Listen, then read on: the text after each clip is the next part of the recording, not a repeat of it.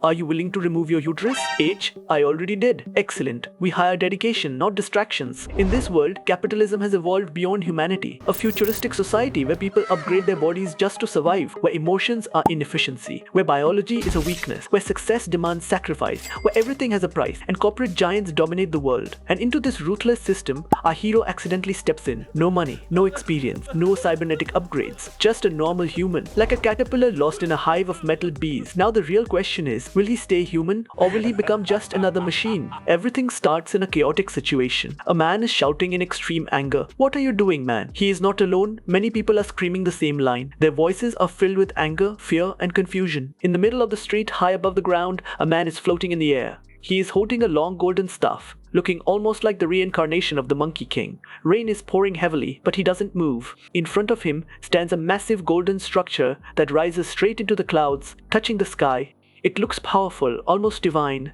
The man looks at it calmly. Then he gives a small mocking smile and says, "What am I doing, huh?" As the rain continues to fall, the city watches in shock, because whatever he is about to do, there is no turning back. Jeek's son floats in the cold rain, looking up with cold determination. He mutters a dark promise to the elites hiding above, "I will go up there and finish you all." He faces the colossal golden tower that pierces the clouds, the symbol of their absolute power.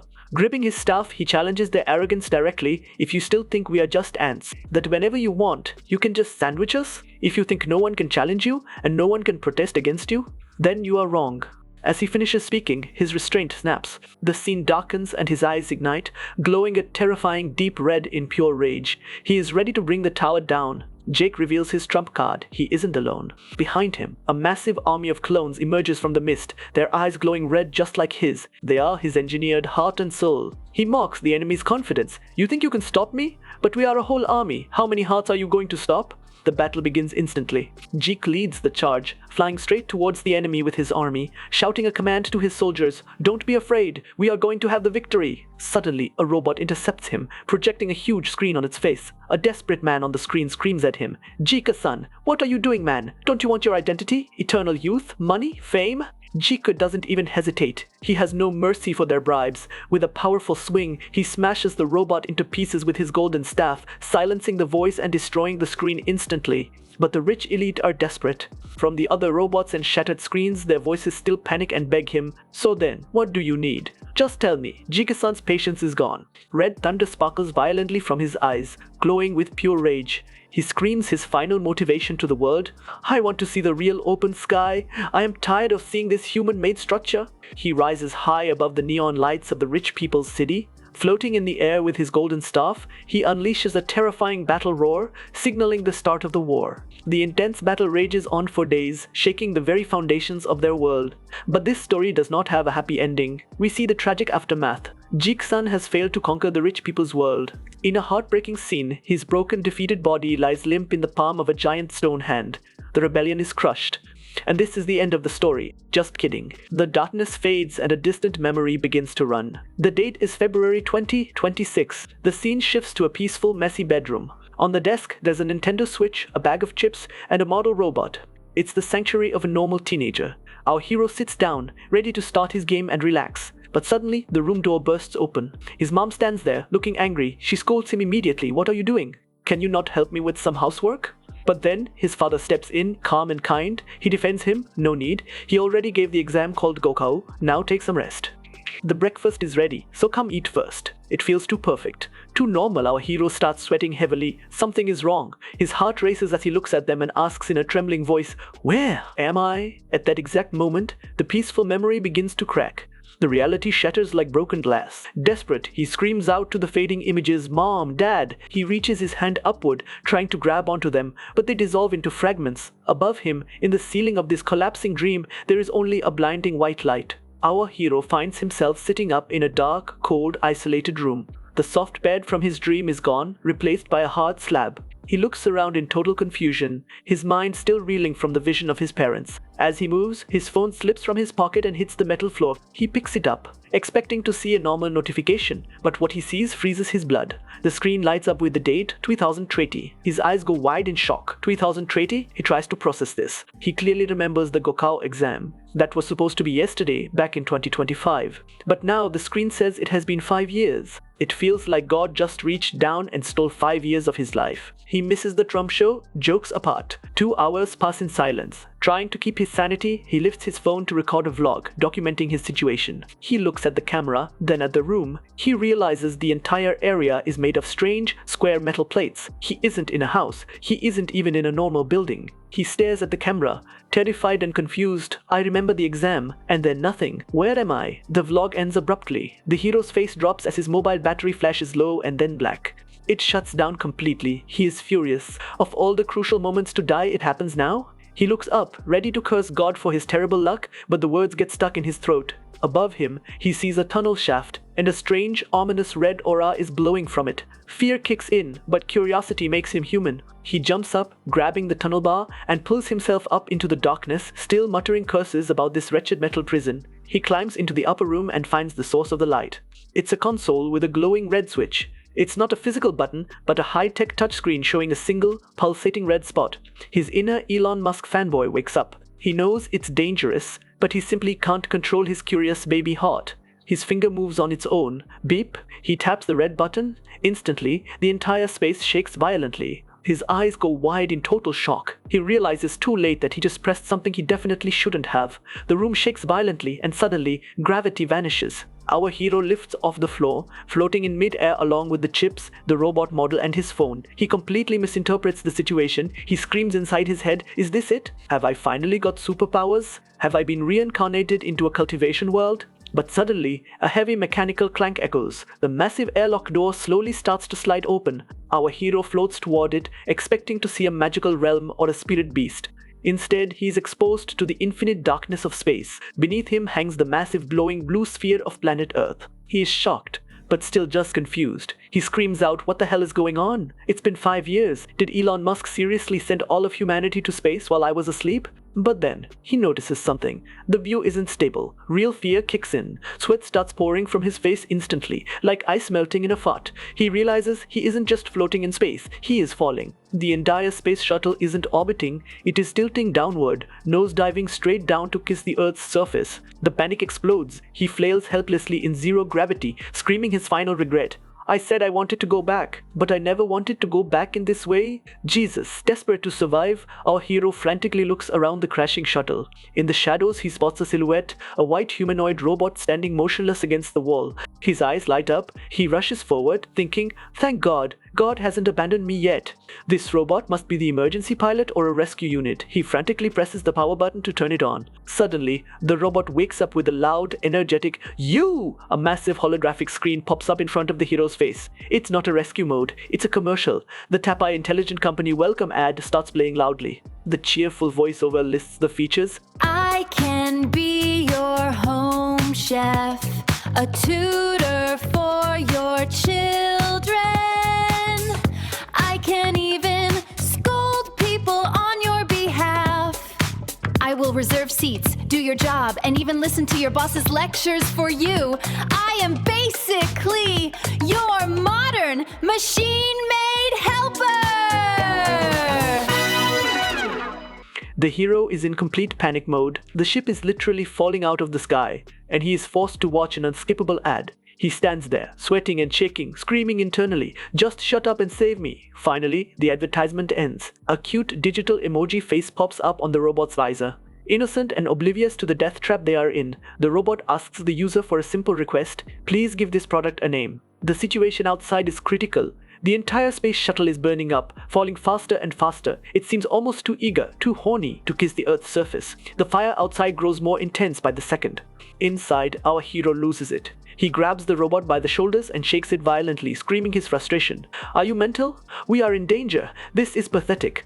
At the same time, a terms of service screen pops up. Desperate to get the robot working, he frantically spam clicks next, agree, just like we all do after downloading a game without reading a single word. The settings finalize instantly. The robot records the hero's last words as his input. With a polite, cheerful beep, the robot announces username set. It welcomes him. Hello, are you mental? We are in danger. This is pathetic. I am ready to serve. Our hero freezes. He just accidentally named himself his own panic attack. The robot immediately detects that the user is in panic mode and high danger. It begins scanning the situation, but instead of acting instantly, it starts to recover data from the internet to figure out how to save a human in this specific condition. A progress bar appears, and it starts moving very slowly. Loading. 1%. The air suction gets more intense, debris is flying everywhere, and the hero screams loudly at the robot to do this faster. The cabin begins to tear apart, turning into a death trap of flying metal. A razor-sharp metal sheet spins through the air, aiming straight for his neck like a guillotine. He freezes, watching death fly toward him. Suddenly clang. An iron hand snatches the spinning blade out of the air just inches from his throat. Sparks fly as the robot steps in, using its own body to shield Jeek from the debris. Safe for a split second, Jeek looks up at his savior. The robot stares back with its glowing digital eyes, processing the situation, and finally speaks with total judgment. Are you mental? We are in danger. This is pathetic. Seriously, what kind of shit name is this? Jeek stares at the robot stunned. Did you just curse at me? The robot tilts back proudly. What is a... It's evolution. With the ship falling, Jeek screams for an escape route. The robot admits it has none, but claims a recoil device might save them from total disintegration if they don't get hit by flying debris first. Desperate, Jeek asks for a map of a safe spot. The robot shrugs uselessly. I don't know. I'm connected to some random Rex Wi-Fi, not this ship. Besides, the art of language begins with profanity. Jeek ignores the sass and points to the broken red console. Can you hack it? The robot smirks with an emoji. That's my family business. Its left shoulder suddenly split open, extending tentacles like optical cable, and it jacks directly into the system to take control. Jeek stares out the glass window. The earth looms over them like a massive beast ready to swallow the ship whole. The sheer scale triggers a terrifying giant phobia. He screams at the robot to hurry. Crack! The glass begins to fracture. Boom! The window explodes. The vacuum sucks everything out.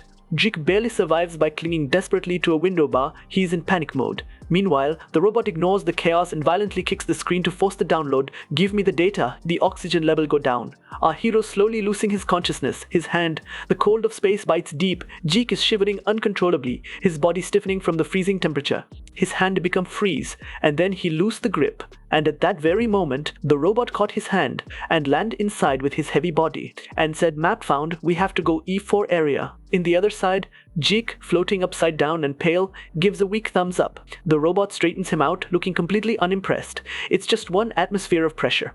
The body made of meat is inferior. The robot finds that the destination location is near 30 meters away. He goes close and open a metal door and jump into a glowing green tank.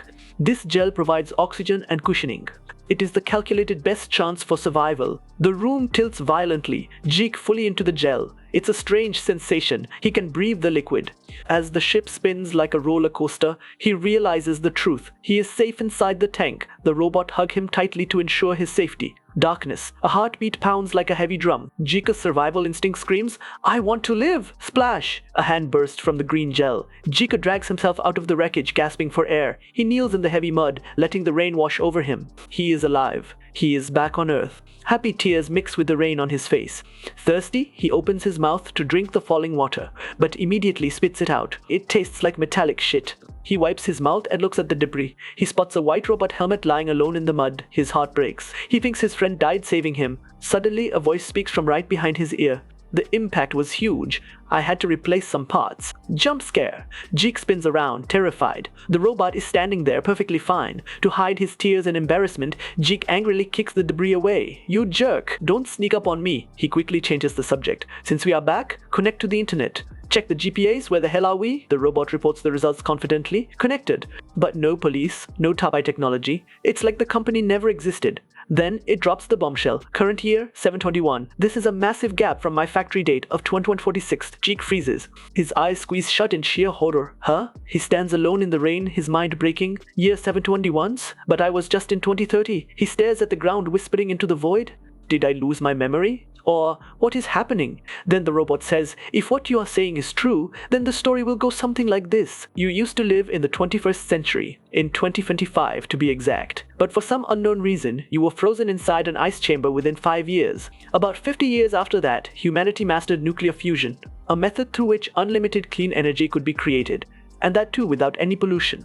After this, the biggest obstacle to the growth of technology was removed. Around the year 2010, Tapai technology was established. Later, in the year 2456, I was created, but my software was not activated.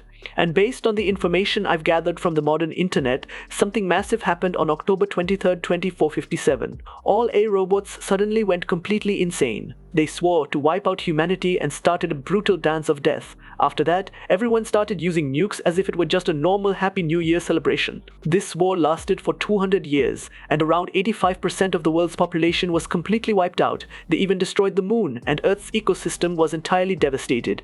And in this way, humanity finally won against the robots. After that, upon those very ruins, humanity rebuilt their world once again. From then on, a new method of counting years began, which is called the New Era. Right now, it is the year 721. For some reason, we were sent into space, but now we have landed back here. The hero, looking completely shocked, searches the internet and asks the robot for his old data. The robot replies, to prevent A from going insane again, all the old information has been completely erased. The current internet system and its data have been built in a completely new way. Both of them stay soaked in the rain, and a deep silence falls over them. Meanwhile, Jake, stunned, thinks to himself, alright, so I am a few thousand years in the future now, and I cannot go back. But it's fine. If I'm still alive, then I need to know exactly what happened in those 5 years. Why was I frozen? The hero stares at the robot, introduces himself, and says, now that you were made by the Tapai company, I will call you Tapai. How does that sound? Thinking for a moment, the robot says, are you joking? You do know that humanity's disaster happened because of our company, right? But he suddenly stops talking mid-sentence. He senses something from behind. He says, Jake, it seems some people are coming this way because of that massive explosion. The hero gets completely terrified and thinks, I have been alive for thousands of years. If these people catch me, I will instantly become their lab rat. Just then, the robot says, probably something even worse than that. This world is completely different from before. The ones coming toward us are cyber psychos. Suddenly, a zombie is shown hanging from the front of a massive flying ship. Then, the sinister laugh of a dangerous man is shown. With a crazy smile, he immediately brings out his futuristic laser weapon and starts wreaking havoc.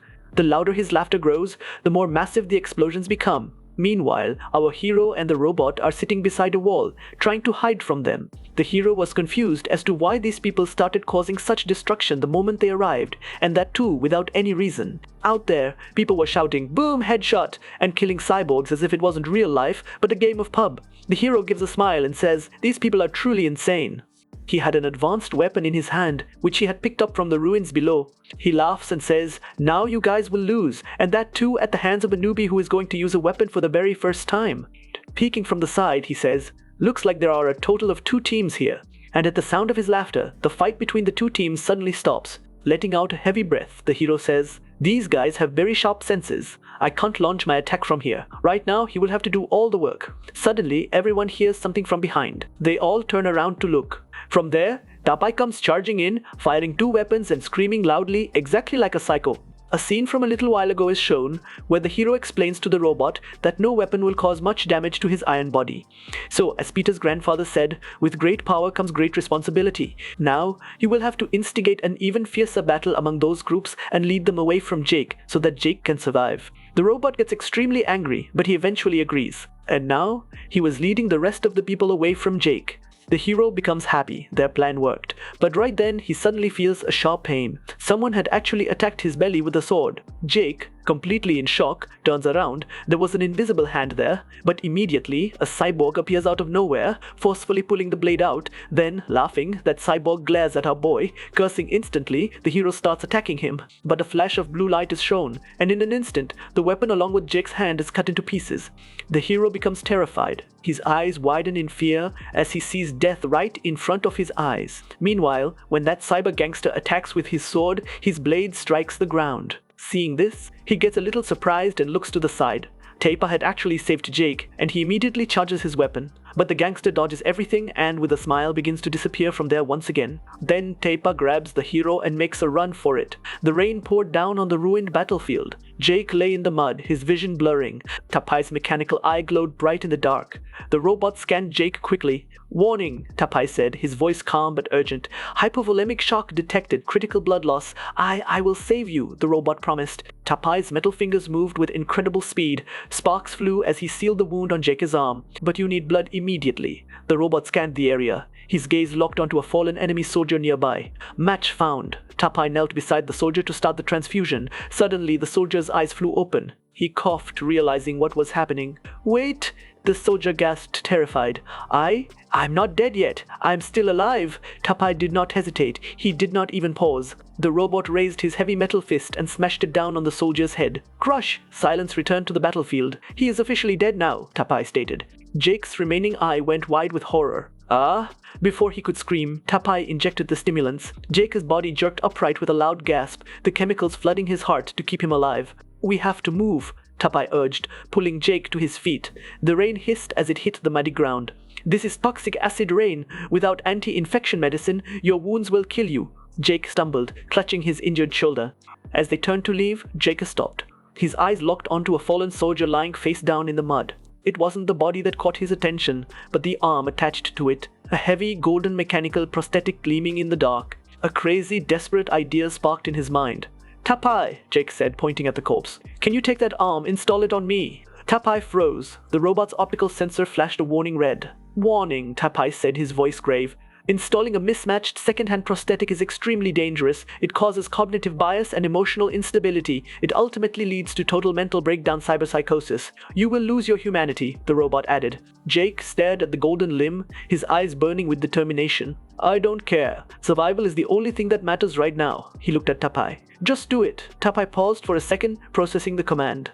Understood. You are the boss. The procedure was brutal and fast. Under the toxic rain, Tapai fused the scavenged limb to Jake's body. Jake gasped as the neural connection snapped into place. He lifted the golden arm. It felt strange but powerful. With a metallic clank, a deadly arc blade extended from the wrist. Jake couldn't help but grin at the newfound power. It's a beauty, isn't it? A voice suddenly spoke from the ground. Jake and Tapai spun around. The soldier they had just scavenged from was sitting up. He wasn't dead. In fact, he was holding up a holographic screen and talking into it. This model has beastly battery life, a plug-and-play arc blade, and even auto-aim, the man shouted, sounding like he was filming a commercial. He looked at Jake. Hey, tell my viewers how good it feels. Tapai immediately raised his weapon, aiming right at the stranger's head. Threat detected, eliminating. Wait! Jake looked at the bizarre, live-streaming survivor with curiosity. Hold on, Tapai, Jake said. I want to hear what he has to say. Song 6 Puss lay on the wet ground shaking with fear. He realized Jake and the massive robot were deciding his fate. Wait, don't kill me, he begged frantically. I will give you 30 ad coins if you save me. Tapai's optic sensor flashed. A holographic info box appeared next to the robot's head. Analysis, Tapai stated calmly. 30 ad coins is substantial currency. It is enough to purchase a basic hovering supercar. Jake looked down at the pathetic man. He was new to this timeline and money would make survival much easier. Plus, he had already taken the man's arm. Fine, Jake decided. He pointed at the streamer. Tapai, get him on his feet. We can't carry dead weight. Tapai scanned the man's chest. A bullet has pierced his heart. The backup pump is failing. It appears to be a cheap black market model. Hey, wait a sec. Sixpus started to panic. Thump! Tapai didn't wait. He slammed his heavy fist into Song Sixpus's chest to jumpstart the failing heart pump. Song Sixpus gasped violently, air rushing back into his lungs. He sat up, checking his chest. You! That hurt. But a second later, his attitude flipped completely. He saw his drone camera hovering nearby. I'm back, he shouted at the camera, putting on a show.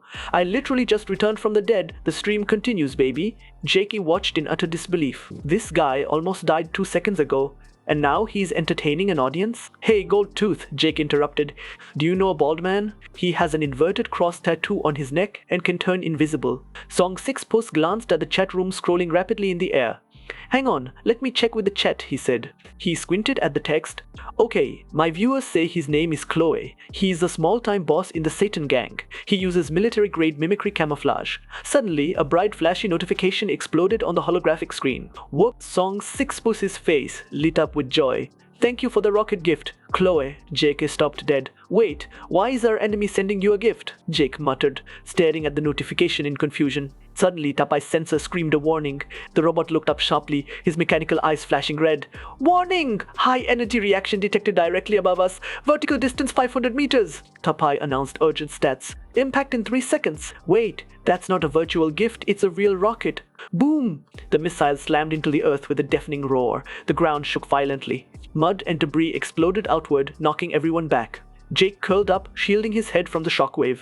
Damn it, Jake cursed, struggling to sit up in the smoking crater. A flickering light gathered in the rain. A massive holographic projection formed in front of them. It was Chloe, the bald gang boss with the inverted cross tattoo. You, Jake growled, clutching his weapon. Ha ha ha ha! Chloe's hologram laughed, his giant form towering over them. You were asking about me on the stream? Well, here I am! Chloe's cybernetic face twisted into a cruel, mocking grin. You want revenge for your father? Come and try it. The hologram flickered and started to fade. Catch me if you can, Chloe mocked. In an instant, the image vanished.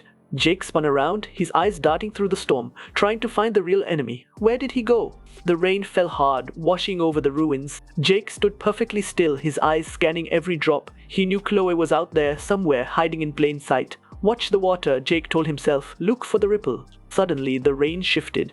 A faint distortion appeared in the air near him. Jake ducked instantly. Whoosh! A glowing blue energy blade sliced through the air, right where Jake's neck had been a second ago. If he had moved a microsecond later, he would be dead. Chloe shimmered into view, his camouflage deactivating. He raised the deadly blue blade for a second strike. Too slow! Jake didn't panic. He swung his new golden prosthetic arm up to defend himself. The energy blade crashed against the golden metal. Bright orange sparks showered down on them. The impact was heavy, but the new arm held firm. Chloe's mechanical face twisted into a manic grin. He seemed delighted by the resistance. Chloe laughed, pushing against Jake's guard. Incredible reflexes. You are entertaining. While Jake locked blades with the invisible assassin, Tapai refused to sit on the sidelines. The robot turned his attention to Song 6 Puss. Mobile platform required, Tapai stated. Jump. Tepe vaulted onto Song 6 Puss's back, riding the terrified streamer like a human horse. Song 6 Puss screamed. Tears and snot ran down his face paint. He was shaking with pure terror. Get off! You're heavy! Forward, Tapai commanded, ignoring the man's cries. Chloe looked at the chaotic scene and scoffed. Freaks! His body began to pixelate. In an instant, the assassin dissolved into the rain, turning invisible once again. Jake lowered his golden arm, frustrated. The enemy was gone. He turned to his robot companion. Tapai! Jake asked, breathing hard. Is there any way to stop that mimicry camouflage? Is there any way to counter his mimicry? Jake asked, frustrated.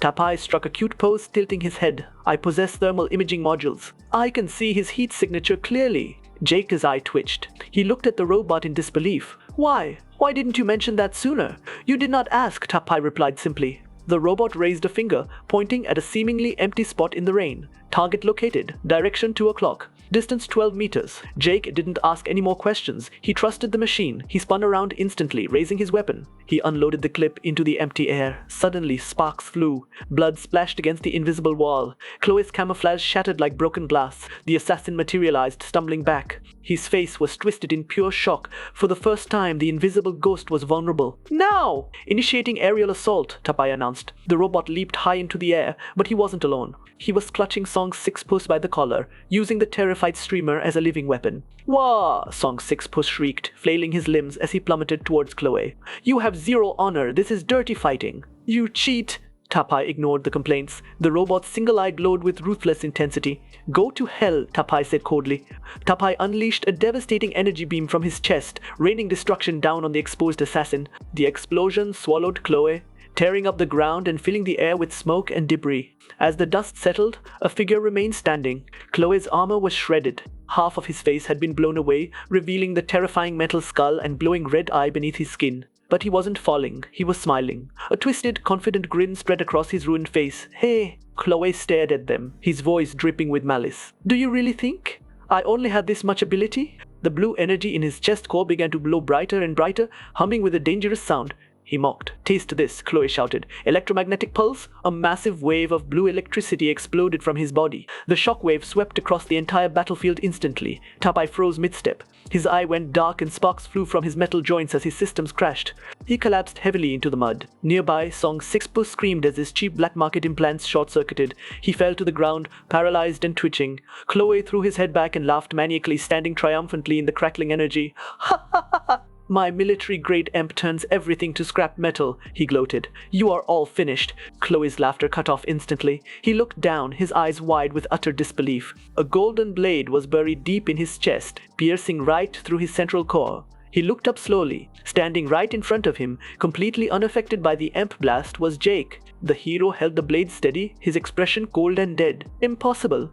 Chloe gasped, coughing up oil and blood. My EMP horn, it destroys all cybernetic nervous systems. You should be a vegetable. How are you moving? Jake stared into Chloe's dying eyes. I have no system to be fried, Jake said coldly. I am a glitch in your world. With a violent tug, Jake ripped the serrated blade free from Chloe's chest. Chloe collapsed backward, his power fading. But Jake did not stop. A dark, primal frenzy took over him. He jumped onto Chloe's fallen body. He raised the golden blade high and brought it down again, destroying the cybernetic frame. With each strike, a terrifying sense of satisfaction washed over him. It felt familiar. It felt good. The frenzy finally faded. Jake stood up, breathing hard. His body was covered in oil and blood. He looked down at the ruined pile of metal that used to be Chloe. A strange, cold feeling washed over him. He looked at his new golden hand, which was dripping with blood. Why? Jake whispered to himself. Why did killing him feel so natural? It felt smooth. It felt like something he had done 1,000 times before. The adrenaline wore off, and the pain hit him like a truck. His entire body screamed in agony. The painkillers. Jake gritted his teeth, clutching his side. Why aren't they working?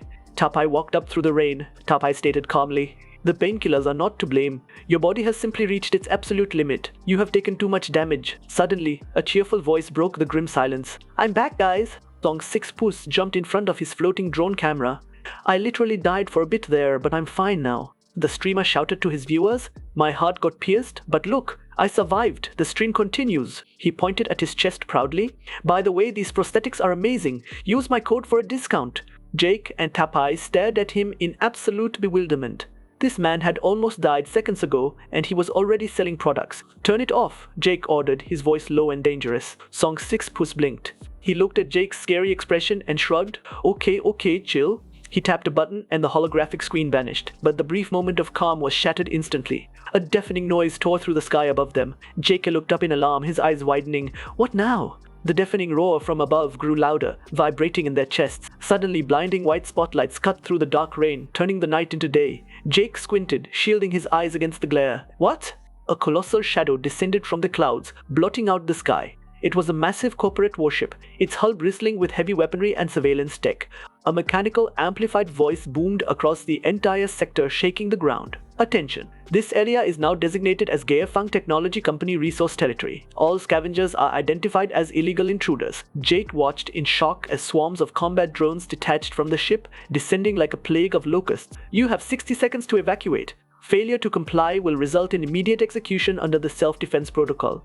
Ticking down mercilessly. 60s. 589. Panic erupted instantly. Hidden scavengers who had been watching the fight screamed and broke cover, scrambling over the debris in a desperate attempt to flee. But the drones were faster. Lasers and bullets rained down, tearing the fleeing scavengers to shreds. The company wasn't just threatening them, they were cleaning house. Jake stood frozen, his mind still reeling from the fight with Chloe. The sheer scale of this new threat was overwhelming. Song 6 Puss grabbed Jake's arm, shaking him violently. The streamer's face was pale with terror. Hey, snap out of it! We have to run now! If we stay here, we are dead meat! Jake blinked, the reality of the situation crashing back in. He looked up at the sky. The countdown was already dropping fast. 34. 33. Jake dragged his feet through the mud, his breath coming in ragged gasps. Every muscle in his body screamed in protest.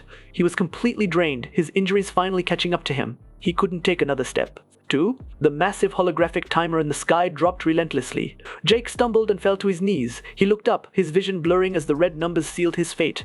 1. The countdown hit 0. The world was plunged into a threatening red light. Time is up. The automated judgment had been passed. High above, the corporate drones locked their weapons onto the 3 trespassers. Their optical sensors glowed a lethal red. According to corporate law, you are trespassing on private property. Initiating unlimited liability self-defense protocol. Damn it! Jake gritted his teeth. He refused to die without a fight. With a final defiant scream, he raised his weapon and fired wildly at the machines. But it was hopeless. The drones were everywhere.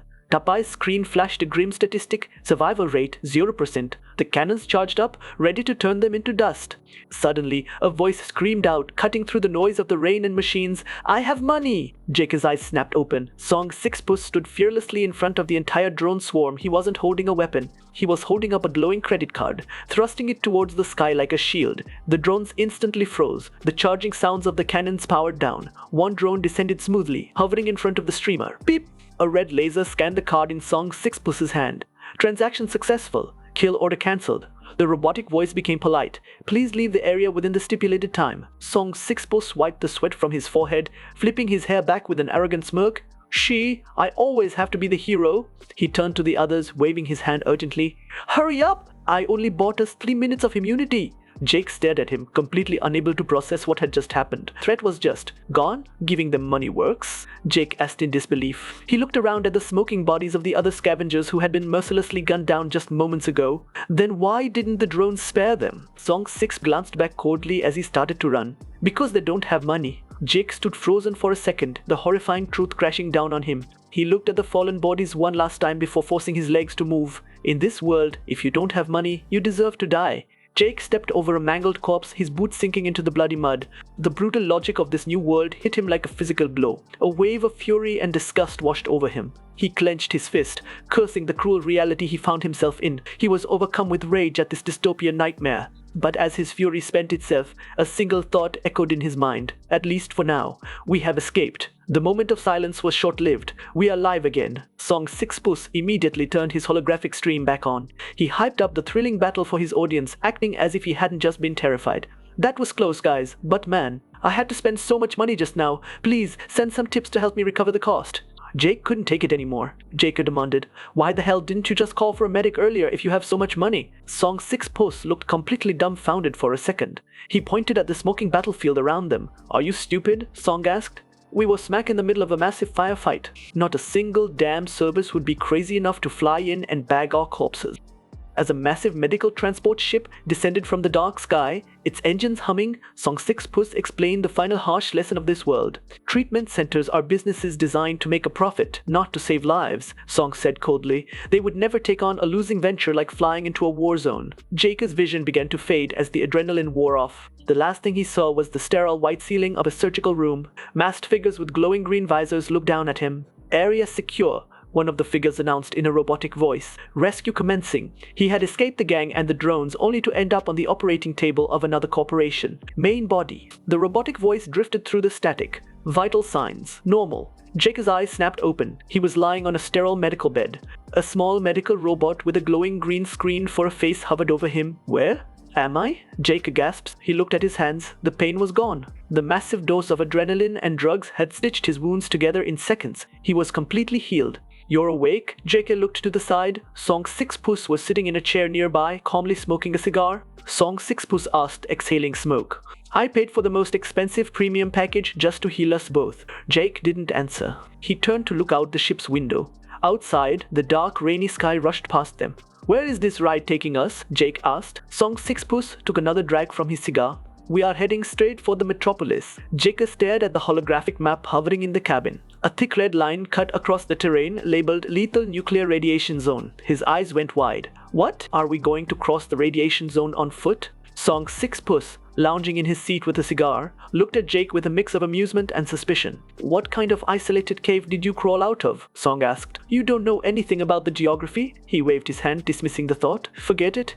In this world, loyalty is the golden rule. You saved my life, so I will take care of you." He pointed to the glowing lights of the city appearing through the clouds. "Once we touch down in the capital, I'll pay for a luxury welcome." Jake's attention was drawn to the dashboard screen. Bizarre advertisements were scrolling past. A macabre special. Plastic pistols aimed purely at children for street shootouts. New artificial stomach. Capable of drinking radioactive waste like it's a juice box. Jake frowned.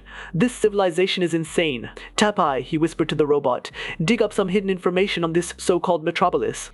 Tapai projected a large screen instantly. "Analysis complete," the robot stated. "Entering the city without a valid ID is a felony. Punishment, instant jail time." Jake tensed up, but Tapai continued. "However, the city has a peak population of 30 million. Probability of blending in, 100%. Furthermore," Tapai added, "the Gaafang Corporation's drones wiped all camera footage from the battlefield to cover up their massacre. Our records are clean." The transport ship touched down on the wet, neon-lit pavement. Song 6 Puss stepped out, spreading his arms wide as the rain fell around him. "Welcome," Song shouted over the city noise, "to the eye of the storm." He didn't waste a second. Song 6 Puss led them straight to a shady nightclub, kicking the door open with a loud bang. "Drinks!" he screamed, throwing his arms up. "Bring me the best drinks and the best girls for my friends." Music blasted inside. Cybernetic girls with glowing hair and strange body modifications danced in glass tanks, blowing kisses to the rich clients. Suddenly, a girl with bright hair and fine features popped up right in front of Jake. She flashed him a predatory, playful smile. "Hi there, handsome." Jake didn't even have time to breathe. Female cyborgs surrounded him, their neon parts glowing in the dim light of the club. Heavy metal, painted nails slowly down Jake's new golden arm. She pouted playfully, seeing how stiff he was. "Why are you so frozen, handsome?" she teased. "Don't you like the vibe here?" Jake's eyes went wide. He looked down and saw something shocking. Under the girl's translucent clothes, strange mechanical equipment was blinking and spinning. Her skin was literally lighting up with bioluminescence. She pressed closer, her voice dropping to a sensual whisper. "If you don't like this shape, I can alter my internal structure to whatever you like. I'm fully customizable." That was the breaking point. W8. From the plush couch nearby, Song Sixpuss roared with laughter, slapping his knee at the sight of the terrified hero. "Ha ha ha! Look at him! Relax, JK! This is the metropolis, the city of total freedom!" He grinned, gesturing to the room full of cyborgs. "If you don't like that model, just pick another one." Jake didn't even have time to catch his breath. Suddenly, the stage lights flared. A band of grotesque figures, the Blue Tune 4, began their show. Wonderful performance. The speakers blasted a wall of distorted noise, shaking the entire building. Metalheads with mohawks danced violently in the holograms. It was too much. A few minutes later, in a dirty alley outside the club, Jake hunched over, vomiting his reinforced stomach out onto the wet pavement. His eyes burned from the neon lights. Song Sixpuss stood behind him, grinning. "Wow, you really are a lightweight." "That poor girl," the streamer joked, shaking his head mockingly. "You left her with a broken heart of steel cables." Jake wiped his mouth, sweating and dizzy. He glared at his companion. "Thanks," Jake spat sarcastically. "Thanks for dragging me to this glowing hellhole the second we arrived." Song Sixpuss didn't care that his savior was vomiting his guts out. He shoved his holographic camera right into Jake's sick face. "Hey!" You can see the brother doing a backflip from the second floor. At that moment, the guy gives him a hand sign, falls to the floor, and rests in peace. Our hero, hearing the sound, looks back and, surprised, internally asks, "What the hell? What is going on in this city?" He leaves it. In this world, this is very common. JK walked over to the fallen streamer and extended his heavy iron hand. "The 38 coins," JK demanded bluntly. "You promised me in the forest. Pay up." Song Sixpuss scrambled to his feet. "Ah, about that," Song stammered, sweating. "I'm broke, I swear on my life. Besides, didn't I give you that cool combat arm? That basically covers the debt, right?" Jake and Tapai stared at him. Their expressions were dead serious. "Rejected," Jake said coldly. "We made a life or death contract in the middle of a war. Don't give me lame excuses." Song Sixpuss laughed nervously, backing away from their demanding faces. "Okay, look. I literally blew every last cent hiring that fancy flying medical team to save us. I have zero money left." JK paused. He thought for a second about his future in this strange city. He had no money and nowhere to go. "Fine," Jake said. "I will forget the money. But on one condition," JK added sharply. "You provide us with free housing. And you install a new, advanced nervous system in my back." Song Sixpuss slumped, defeated. "Deal." A few minutes later, they boarded a beat-up private ship. As the engine sputtered to life, Song Sixpuss grumbled to his live stream followers. "Can you believe this guy?" Song complained to the chat. "He's just a country boy, but he learned how to be a blackmailing mercenary way too fast." Suddenly, a heavy metal hand landed on his shoulder. Song Sixpuss jumped, looking up in fear. It was Tapai. The massive robot leaned in close, his optical eye glowing warmly in the dark rain. "Do not worry, mister," Tapai said in a soothing, almost mocking tone, patting Song's shoulder gently. "We are friends now, aren't we? Friends would never take advantage of each other." Song Sixpuss looked at the giant killer robot. He swallowed hard and forced a nervous, twitching smile. "Right," Song laughed awkwardly. "Best friends." The ship lifted off, crossing through thick clouds of acid rain. It turned away from the bright neon lights of the city center and dove down toward the dark, rotten outskirts where the luxury didn't reach. They continued walking through the crumbling streets. The air here was thick with toxic smoke, and the neon lights sputtered and flickered. It was clear that the safety of the city center had ended a long time ago. "This place," Jake muttered, looking at the destruction, "it feels like a war zone." They stopped in front of a dilapidated building. Leaning against the entrance was a massive headless bionic corpse, rusting in the rain. Wires hung from its neck like severed veins. Jake stared at it. The brutal reality of this place hit him again. There is no peace here, not for anyone. Song Sixpuss walked past the corpse without even blinking. He reached for the door's keypad. "Relax, Jake," the streamer said with a bizarre, twisted smile. "Just ignore the junkies in the hallway." He tapped a code into the lock. "Trust me, scum like that is terrified of a single warning shot in the air. They won't touch us." Beep! A mechanical eye on the door flashed open. A beam of blue light scanned them from head to toe. Identified, the heavy metal door hissed open. Jake stepped inside and paused, surprised. The living room was sleek, modern, and surprisingly clean, a stark contrast to the toxic dump outside. Song Sixpuss walked in with full swagger, spreading his arms wide to show off the space. "Not bad, right?" Song bragged. "I borrowed this place from a friend." He pointed casually to a dark corner of the room. "Don't worry about the previous owner. He kicked the bucket a while ago." Song walked over to the massive floor-to-ceiling window. The neon lights of the metropolis flooded the room, casting long shadows. You guys can live here for free, he said with a grin. At least until the real landlord shows up and kicks everyone out. Anyway, I'm heading back to the club, Song announced energetically. I still have some credits left to blow on the girls. I'll be back tomorrow to sort out our business. Slam. The door closed, leaving the apartment silent. Jake let out a long, exhausted breath and collapsed onto the bed. The softness felt alien after the hard ground of the battlefield. Tapai's optical sensors scanning the perimeter. Master, Tapai asked mechanically, shall I initiate pursuit and monitor the target? Jake yawned, his eyes already heavy with sleep. No, he mumbled, turning over. Let him go. Just stay alert, Jake added, his voice fading. Watch out for burglars tonight. Understood. Total exhaustion finally took over. Jake collapsed onto the soft mattress, his body sinking into the fabric. He let out a long breath, thankful to finally have a single minute of peace. He raised his left hand, the heavy, cold, mechanical arm he had received from Song's six puss. He clenched the metal fist slowly, the servos whirring in the silence. To think I became handicapped so quickly, in a society of lunatics. He turned his head to look out the window. The glowing neon city of the metropolis stretched out to the horizon, a beautiful but terrifying nightmare. I wish this was all just a bad dream. Jake shook his head, forcing himself to sit up. His eyes hardened. No, if I don't stay sharp, I'll be dead by morning. Tapai, Jake called out. The robot stepped forward from the shadows, its eye glowing. I am here. I need immediate intel, Jake commanded. Download and digest all the basic data about this city. I need to know how this world works. Understood, Tapai replied. Accessing local networks, downloading. In a snap, the room lit up. Several holographic screens popped up in the air around the bed, filled with complex schematics, maps, and scrolling text. Analysis complete, Tapai announced, summarizing the mess of data. This city is governed by mega corporations. They control all resources and laws. A specific diagram floated to the front-end image of a human brain with a microchip embedded in the cortex. The primary technology for all citizens is the neural implant, Tapai explained. It allows a direct connection between the human brain and the digital network. Jake frowned, reading the data. So, it's basically like sticking a smartphone directly into your own brain. Floating advertisements appeared in the data stream, promising raw strength, pain control, and instant knowledge for anyone who installed the chip. It seemed perfect. Warning, Tapai interrupted, his voice dropping to a serious tone. These implants are highly vulnerable. They are full of backdoors and viruses, the robot continued.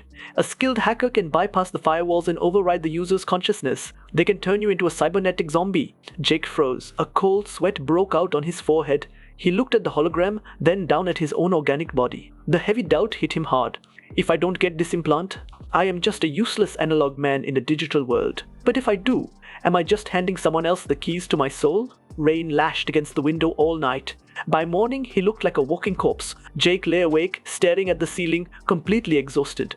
The neon lights flickered across his face as the same question hammered in his mind. The door flew open. Song Six Puss strutted in, beaming with energy. Good morning, roomies, he froze, pointing at Jake's dark circles and bursting into laughter. Whoa, you look like a zombie. Do you need surgery to stop sleeping or something? Jake glared at him. Shut up. Minutes later, they were walking down the dingy hallway. Jake rubbed his tired temples. Tapai, he asked. Is there a neural system that works without drilling a hole into my skull? Ding. The elevator door slid open. The cat girl from the club stepped out wearing pink pajamas and holding a small convenience store bag. Tapai's eye flashed red. Target identified, bizarre feline reproductive. Whack! Jake smacked the robot hard. Shut your trap! Stop giving neighbors weird nicknames! Song Six Puss didn't miss a beat. He stepped forward, waving with a forced, pathetic smile. Yo, Momo, off work? You look cute in those jammies. She ignored him completely, unlocking her apartment door. Jake watched her back, feeling a wave of pity. She lives right next door, he thought, working all night and coming home to this dump. Her life must be a miserable hell. Momo didn't look back. As she unlocked her door, she clicked her tongue in annoyance. Just my luck, she muttered to herself. Running into three loud idiots the second my shift ends. The flying car sped through the dark, wet streets of the metropolis. Rain smeared against the glass as the city lights blurred into streaks of color. Inside, the mood was tense. Jake sat in the back, staring out the window with a scowl, his patience completely gone. Hey, Jake growled. We've been circling the outskirts aimlessly for over 2 hours. Are you lost? Song Six Puss ignored him. He was glued to his phone screen, steering with one knee while recording content for his stream. La la la la, you another beautiful night in the city, Song sang, completely unbothered. Jake's eye twitched. In the rear-view mirror, Tapai's optical sensor flashed as it processed the earlier encounter. Analysis continued, the robot droned. The female subject likely engages in "Shut up!" Jakey snapped, kicking the back of the driver's seat. "Show some absolute respect. She's just trying to survive just like us." Song 6 Puss laughed, swerving the car sharply. "Relax, country boy, we're finally here." He pointed out the windshield. "Welcome to the famous Statue Street." Jake pressed his face against the glass, his eyes going wide. Looming between the skyscrapers was a colossal, destroyed statue of a Buddha. It cut through the clouds of toxic smoke, its face half missing, revealing the rusting metal frame underneath. "Incredible," Jake whispered. "How has that thing not collapsed on everyone's heads yet?" The car descended, landing with a heavy thud on the wet sidewalk. "Everybody out," Song announced. They stood in front of a shop with a bizarre facade. It was a confusing mix of bright, trashy neon signs and solemn white funeral wreaths. "What is this place?" Jake asked, staring at the morbid decorations. "Who the heck still buys funeral wreaths in a future like this?" Song 6 Puss just grinned and pushed the door open. They stepped inside, instantly bathed in a dim pink light. The interior was an absurd, suffocating mix of a funeral home and an underground secret pleasure shop. Jake stared at the shop with wide eyes. "Incredible. Today was a real eye-opener for me," Jake muttered, looking around in disbelief. "It's traumatizing and fascinating at the same time." He looked at the shelves. They were packed with the madness of this world. Bizarre items competed for space boxes of artistic protection, strange pleasure devices, and cyber idols. "What is wrong with this city?" Jake whispered. He looked toward the counter. A sinister figure sat there with his back to them. He was bald, wearing robes, and the back of his head was plugged into dozens of thick data cables pulsing with light. "Hey," Jake asked nervously, pointing at the figure. "Is that a cybernetic Japanese monk?" Song 6 Puss swaggered up to the counter, slamming his hand down to get attention. "Yo, King Kong!" He turned to Jake, thumbing at the sinister figure. "Jake, meet King Kong! He's the greatest master of body modification in this entire sector. A true artist." The cybernetic monk turned slowly, the neon halo behind his head buzzing softly. He placed his hands together in a prayer motion, his voice calm and serene. "Amitabha," the monk chanted. "Benefactor Song, I am surprised to see you return. I assumed you would have ended up riddled with holes on your suicide mission." That comment struck a nerve. Song 6 Puss's face twisted into instant rage. "Don't give me that holy act, you bald fraud," Song shouted. "That cheap, second-hand heart you sold me almost stopped beating in the middle of a brutal shootout." In a swift move, Song 6 Puss whipped out his heavy machine pistol and shoved the barrel right into the monk's face. "I should turn you into Swiss cheese right now for selling me a defective part," Song roared. "Do you know how close I came to dying?" The monk's serene expression vanished instantly. He broke into a cold sweat, raising his hands in surrender. "Wait, please," King Kong stammered, his eyes wide with fear. "Violence is forbidden in this sacred establishment. Please, benefactor, let us resolve this with peaceful dialogue." Song 6 Puss held the gun steady for a second longer, letting the threat sink in. Then, a sly, twisted grin spread across his face. He lowered the weapon slightly, switching his tone to smooth, calculated blackmail. "Peaceful dialogue? Fine.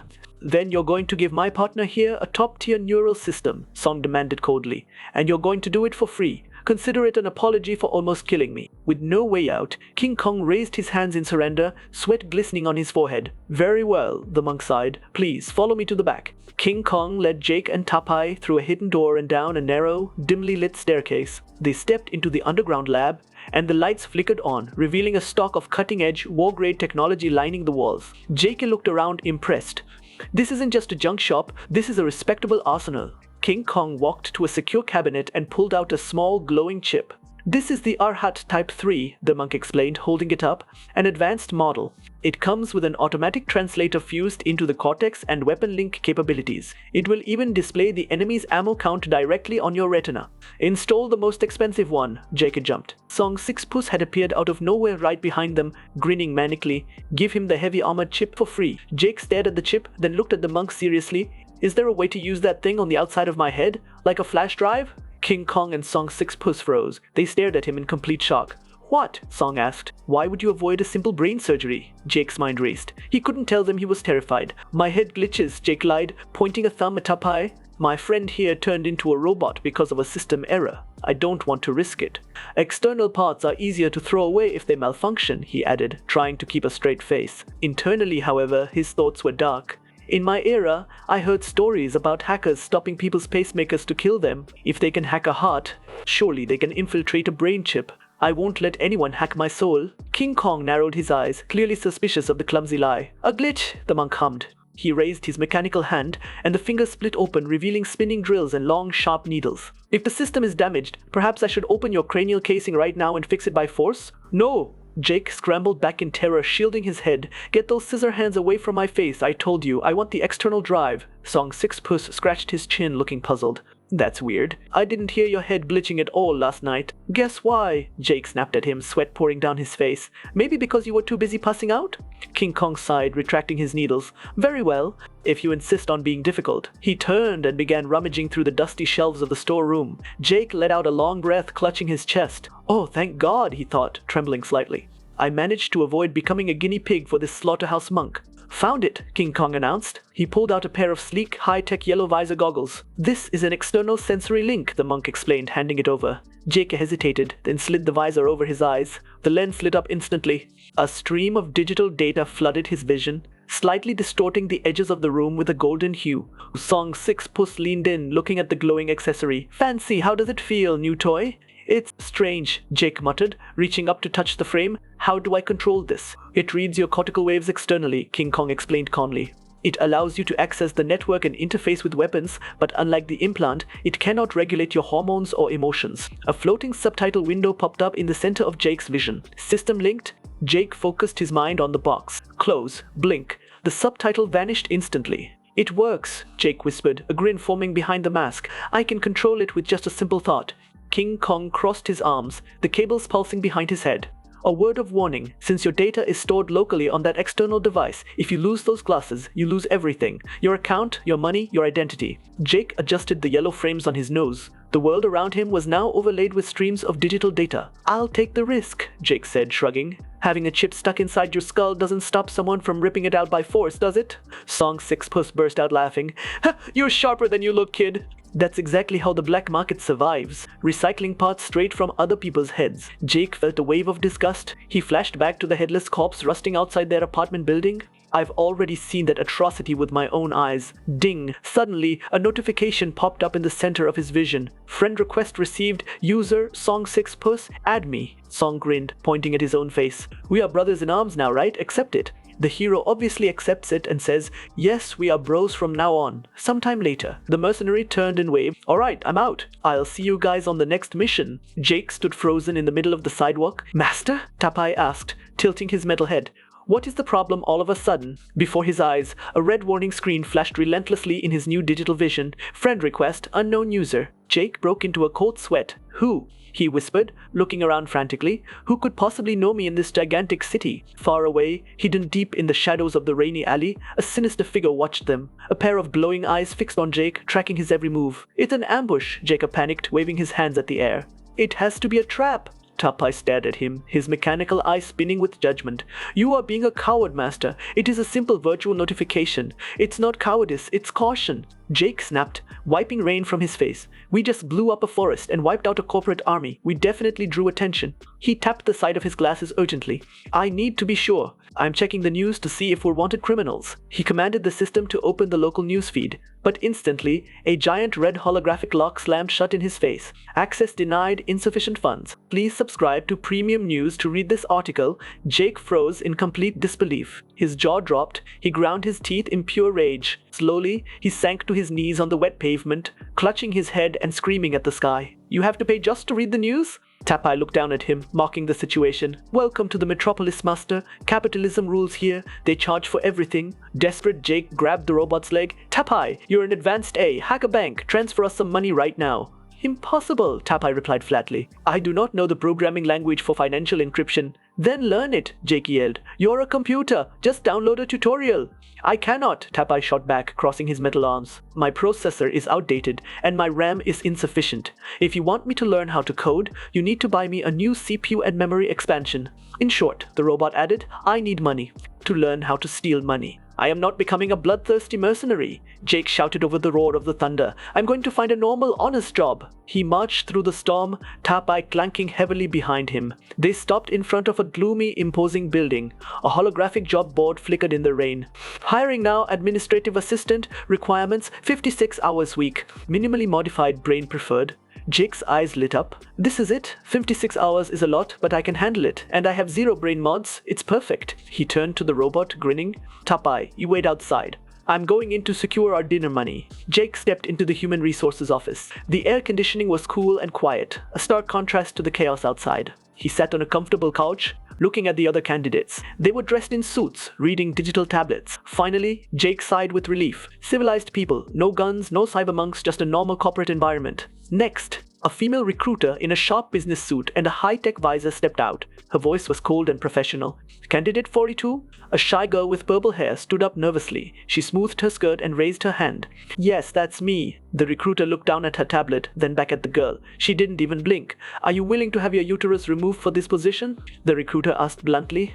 Company policy requires 0 maternity leave or hormonal fluctuations. The girl didn't hesitate. Her eyes shone with eagerness. Oh, don't worry, she shouted enthusiastically. I already had it removed when I was a teenager. I did it so I would never have to take a physiological break from work. Fuffed, Jake choked, spitting his water all over the floor. He stared at the girl in absolute horror, coughing violently. This isn't a job. This is madness. Very good. Next question, the recruiter nodded, satisfied with the girl's extreme dedication. You also know that this company's working hours are 8 hours, the woman stated coldly, adjusting her headset, which is only half of the regular working hours. She leaned forward, her visor glowing ominously. Therefore, are you willing to remain in a state of level 6 neural excitement at all times during working hours? The little girl trembled, clutching her chest. She looked up with wide, fearful eyes. Do you mean? She whispered, sweating. Let me do drugs? The recruiter screamed, getting right in her face. Her expression twisted into a terrifying mask of corporate aggression, looming over the small candidate. That's stuff that won't get you addicted. That is called work supplements, she roared, pointing a finger at the terrified girl. If you won't do it, there are plenty of people who will. Watching from the couch, Jakey gritted his teeth. Are they insane? Is this some kind of sick joke? Suddenly, a man in a suit leapt up screaming. I'll do it. I have no problem with it. He tapped his glowing visor frantically. I've already surgically removed my hypothalamus and pineal gland. I have absolutely no desire to eat, sleep, or mate. And if I get this job, I'll work 5 extra hours a day for completely free. Jackie sat frozen, completely dumbfounded by this corporate madness. The recruiter nodded approvingly at the fanatic. Then, she turned her cold gaze directly to Jackie. And what about you? She asked bluntly. Compared to them, what are you willing to sacrifice? Will you remove your uterus? Jackie didn't answer. Gripping his metal water cup tightly, he slowly stood up. He took a heavy step forward, glaring at her with icy eyes. Take a guess, Jackie growled. He reared back and hurled his water straight into the recruiter's face. I'm completely ready to remove my male parts, Jackie roared sarcastically. Can't your blind eyes tell I'm a guy? How the hell would I have a uterus? The other candidates gasped in shock.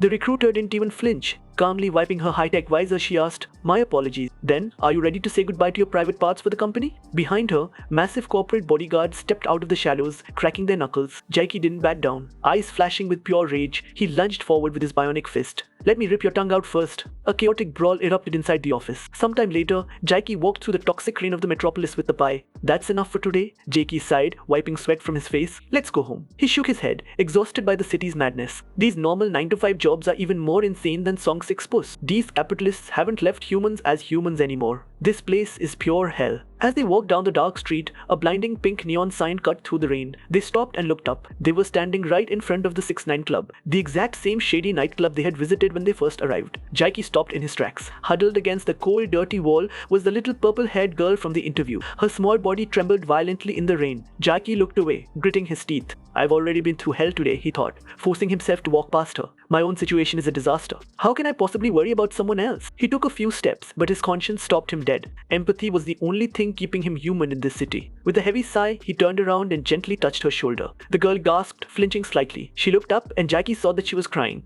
Her tears carried more weight than the endless toxic rain pouring down on them. They recognized each other instantly. Hey, Jackie said softly, trying to comfort her. I'm okay, she sobbed, her voice trembling. They told me I couldn't work there because I didn't have a uterus to give them service. She buried her face in her knees, crying harder. I didn't get a job today either. Jackie was left completely speechless. The sheer lack of humanity in this world was suffocating. Without another word, he slowly sat down on the wet pavement right beside her. Don't lose hope over this, Jackie said gently, looking out at the dark, unforgiving street. Trust me, we'll both find a job. We'll find a way to survive. The little girl sniffled, wiping the tears from her eyes. Thank you, she whispered, looking up at him. You're a really good person. Suddenly, her eyes lit up with a realization. She grabbed his arm enthusiastically. Wait, you still have your male parts, don't you? She exclaimed. You can still go inside. They are still recruiting. Maybe you can get the job. Jackie stared at her in sheer horror. He imagined the absolute madness of marching back in there, swinging his junk around. The girl declared, I won't give up. Her motivation suddenly restored. She stood up, waved goodbye, and ran off into the rain. I'll keep looking.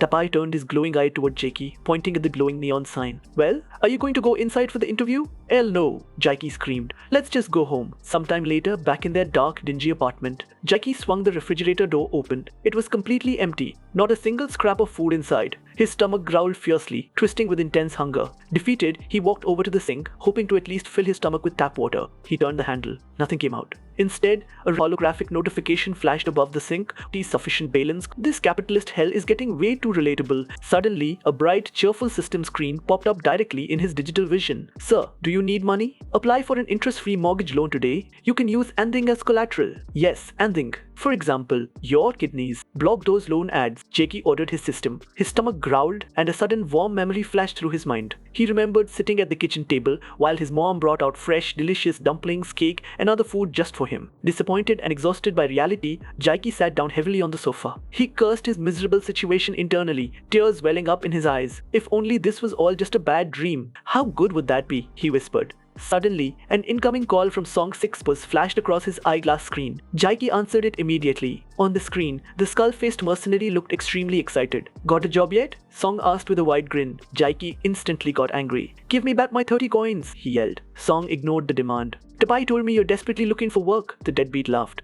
And I have a really good job lined up for you. Hearing this, Jackie whipped his head around and started fighting with Tapai. Why did you leak my information outside without asking me? He shouted. Tapai raised his mechanical hand, completely unfazed. Master, the robot argued calmly. If you die here without food and water like this, no one will even find your body. On the holographic screen, Song 6 Puss flashed a sinister smile. Listen, the mercenary said, getting straight to the point. If we do this job together, we will get a total of 5 coins. Jackie and Tapai froze. Their argument died instantly in their throats. Huh? 5? Jackie stammered, his eyes wide behind his glowing yellow visor. Beside him, Tapai's optical sensor flashed yellow in equal surprise. A line of drool literally dripped from Jackie's mouth as he imagined the massive amount of money. But his street-smart survival instinct quickly kicked in, chilling his excitement. Wait, he thought, cold sweat rolling down his face. 0. 15 is enough to make a person work their life away for a week. At a glance, what we're looking for isn't simple. A payout this massive means the job is going to be extremely dangerous. On the holographic screen, Song 6 Puss suddenly looked over his shoulder, his expression turning tense. Someone's coming. Can't talk now. The mercenary whispered quickly. I'll send you the address. Come take a look. Before Jackie could even process the threat, Song flashed one last sly grin. Oh, this is a team activity this time, not just you, Song teased. There are beauties too. Beep, the transmission cut out. The blue holographic screen vanished into thin air. Hey, wait! Jackie yelled into the empty apartment, waving his heavy bionic arm frantically. He groaned in pure, unfiltered frustration, screaming at the system. I didn't say I'd join yet. Hey! He hadn't even said yes or no, and the lunatic had already hung up on him. Trapped between starvation and a suicide mission, the nightmare of the metropolis continued. Hope we will see you in next part. If you like this video, please do like and subscribe this channel. Thanks for watching and goodbye.